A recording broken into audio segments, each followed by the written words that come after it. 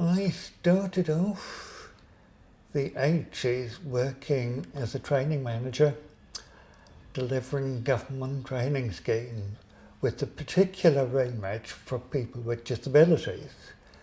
Now, at that time, the culture was very hostile to LGBT people. If you think about it, we're dealing with Section 28, danger night. So people like myself that worked in the caring profession could not afford to be out, simply because of the idea basically then, sort of people were queer, there must be paedophiles, there must be this, there must be that. Or the tolerance might be, oh, it's the twilight world of homosexuals, but it most certainly wasn't a good thing.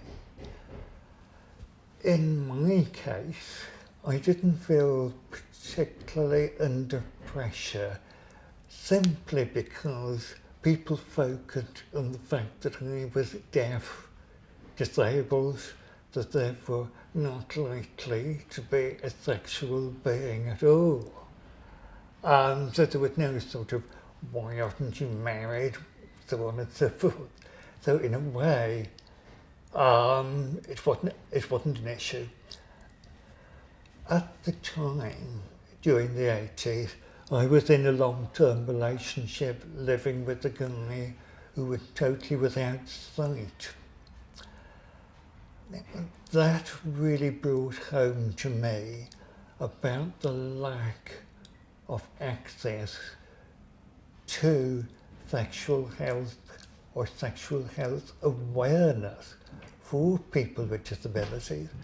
Because if you think about it, if someone is blind and they cannot read, how are they going to find out how to keep themselves safe? Now, at the same time, if you can imagine, we've had the sudden emergence or awareness of HIV. We have the television advert, don't die of ignorance, the tombstone. Can you imagine how my partner felt listening to all this on television, but not really being able to find out for himself how to keep himself safe?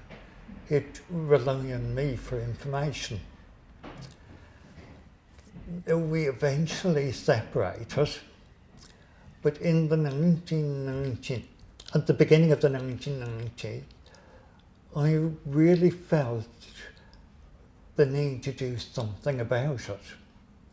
So I got in touch with someone at the then Riverside Health Authority, and we discussed the possibility of setting up a project on providing information on sexual health, HIV prevention, etc., and have it recorded on compact cassette and make this available for people that were without sight or had difficulty reading.